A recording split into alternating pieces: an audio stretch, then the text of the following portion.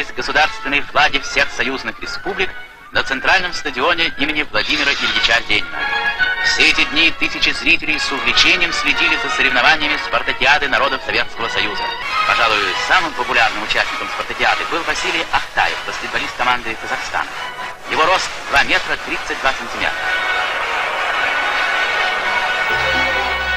Этот человек не имел громких титулов. Он не выигрывал олимпиад, не становился чемпионом мира, и тем не менее он был одной из самых примечательных личностей всего отечественного баскетбола 50-х годов. В ту далекую пору он был подлинным любимцем всей огромной страны. Вряд ли нашелся бы в Советском Союзе человек, который не слышал об этом удивительном великане ростом 2 метра 36 сантиметров, который поражал воображение. Поговаривали, что именно из-за него пришлось переделывать мировые правила баскетбола. Любимца публики, которая сразу прониклась симпатией к нему, звали Увейс Ахтаев. Но страна запомнила его как Васю Чечена.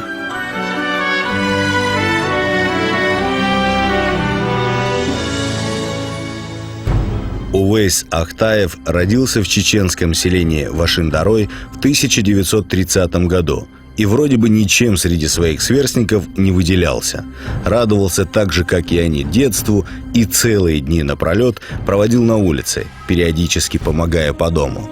В 1944 году его детство кончилось. В числе других чеченцев и ингушей семья Ахтаевых была депортирована в Казахстан. В первое время из-за голода и лишений многие люди выживали как могли. Чтобы как-то протянуть спецпереселенцам, нередко приходилось искать всеми правдами и неправдами еду и дрова. В один из таких суровых зимних вечеров Увейс тащил шпалы для растопки печи.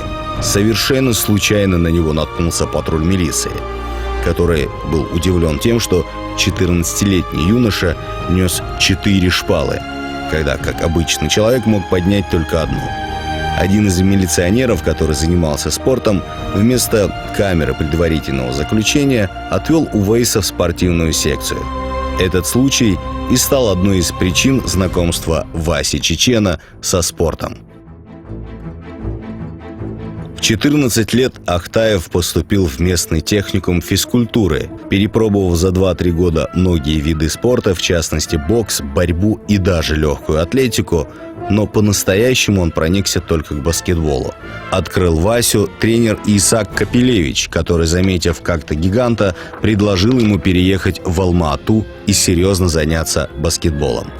В августе 1947 года в составе сборной команды Алма-Атинского техникума физкультуры Ахтаев приехал в Ленинград на всесоюзную спартакиаду институтов и техникумов физической культуры. Его появление на стадионе стало сенсацией. Таких гигантов советские любители спорта еще не видели.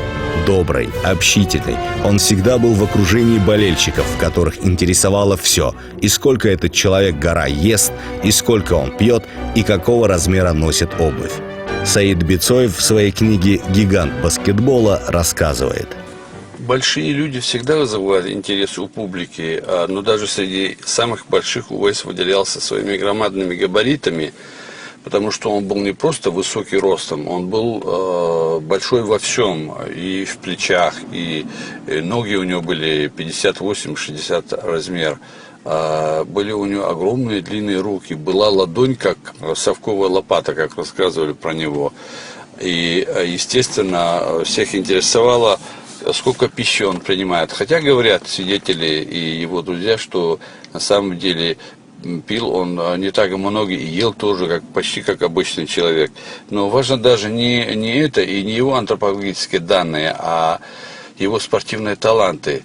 А по тем временам Увейс Ахтаев, конечно, был супер профессионалом. Это был самый выдающийся нападающий. Он был игрок номер 1, от его успехов зависело, что команда, с каким счетом она выиграет или проиграет. Поэтому он себя винил, если бывали неудачи. Он был очень таким душевным, очень тонким, очень ранимым человеком. В 1950 году 20-летний Увейс Ахтаев, стремительно ворвавшийся в баскетбольную жизнь страны, стал выступать за команду «Буревестник». Появление Ахтаева заставило противников казахстанских баскетболистов решать уже сложные задачи, ведь Вася, получив мяч, без труда клал его в кольцо. Что только не придумывали соперники, чтобы помешать ему. Как-то игрок московского «Динамо» Виктор Власов в одном из матчей не нашел ничего лучшего, как незаметно от судей щекотать Ахтаева в момент получения им мяча. Естественно, Увейс не выдерживал щекотки и выпускал мяч из рук. В ответ шутить тогда начинал сам Вася. Будто бы невзначай наступил ему на ногу. Тот упал и потерял сознание. После этого он с Ахтаевым был всегда на площадке предельно вежлив и никаких вольностей себе не позволял. И все же, несмотря на огромное преимущество в росте над соперниками, которое давало несомненные плюсы, включать Ахтаева в сборную СССР тренеры не решались. Уж слишком экзотичным он казался, да и требовал изменений всей тактики игры. К тому же, кое-кому из больших начальников не нравилась и его чеченская фамилия. Ходили даже слухи, что сам Лаврентий Берия предложил Ахтаеву поменять фамилию, гарантируя тогда место в сборной СССР, готовившейся к Олимпийским играм. Ахтаев фамилию не поменял. Увейсу так и не довелось попасть в сборную СССР, хотя в середине 50-х он был, безусловно, сильнейшим центровым страны. Ахтаев играл до 1959 года, затем женился и уехал в Грозный, и оставался опорой своего буревестника до последнего матча. По-прежнему на игры с его участием собирались полные трибуны, на которых всегда находилось местечко для его мамы. Да, маму Увейса, к которой он относился с удивительной нежностью и почтительностью, постоянно сопровождала сына в поездках на игры. Сидела на специальном стульчике и внимательно наблюдала за игрой. Увейс был очень общительным и добрым парнем. Пользуясь своей фантастической популярностью и авторитетом, проходил в любые кабинеты, открывал любые двери, где решал вопросы своих друзей, никогда ничего не требуя взамен. Судьба преподнесла Увейсу очередное испытание. В 1957 году он серьезно заболел. Сильный организм с трудом, но победил болезнь. Однако играть врачи Васе запретили. На вторую спартакиаду народов СССР, которая проходила в Москве, Увейс уже попал в качестве болельщика. Не пропуская ни одного матча, в уме прокручивая те или иные комбинации игры. Он переживал. Он мысленно представлял себя в команде. К сожалению, карьера Увейса Ахтаева не была столь долгой и успешной, как у многих баскетболистов такого ранга, такого масштаба дарования, потому что он очень рано заболел, сказались психологические нагрузки, которые он испытывал, потому что Увейс был очень тонким, очень душевным, очень ранимым человеком и на себя постоянно примеривал все удачи или неудачи в матче, переживал за каждую игру, за каждый заброшенный или не заброшенный мяч, и вследствие этого из-за психологических нагрузок очень рано получил сахарный диабет. После этого он уже не играл и работал тренером, в том числе сначала тренировал детишек, причем даже, говорят, очень успешно в Казахстане, потом уже после переезда в 1961 году, кажется, уже в Грозном долгое время работал тренером, иногда ездил на матчи в Москву, на свой любимый баскетбол, ходил уже с палочкой, ему помогала в этом его супруга Тамара, покойная, Далгештольсон. Вот. Последствии Увейс очень тяжело и долго болел. Последние годы особенно тяжелые выдались. Он практически находился в постельном режиме. Последние 4-5 лет за ним ухаживала его жена.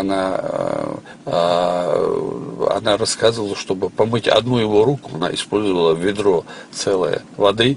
обтирала его тряпкой, делала ему массажи. В этом деле ему очень сильно помогал Ваха Эсенбаев, его близкий друг и выдающийся тяжелоатлет, который был чемпионом СССР в 50-е годы.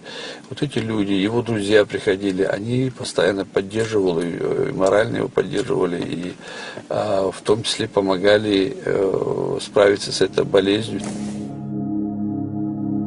12 июня 1978 года в возрасте 48 лет Увейса Ахтаева не стало. Вася Чечен так и не стал заслуженным мастером спорта, но он один из тех, кто после себя оставил спортивное наследие, доброе имя и память в сердцах друзей и миллионов простых болельщиков, которым посчастливилось хотя бы раз увидеть его на площадке. Вот так и жил добродушный великан Вася Ахтаев, достигая небывалых высот не благодаря, а вопреки обстоятельствам. Говорят, перед смертью он попросил, чтобы его могильный холмик был обычного размера. При жизни люди очень досаждали, глазея на меня. Не хочу, чтобы это продолжалось и после моей смерти. В программе использованы материалы из книги «Гигант баскетбола» Саида Бицоева. Текст читал Загаев Руслан.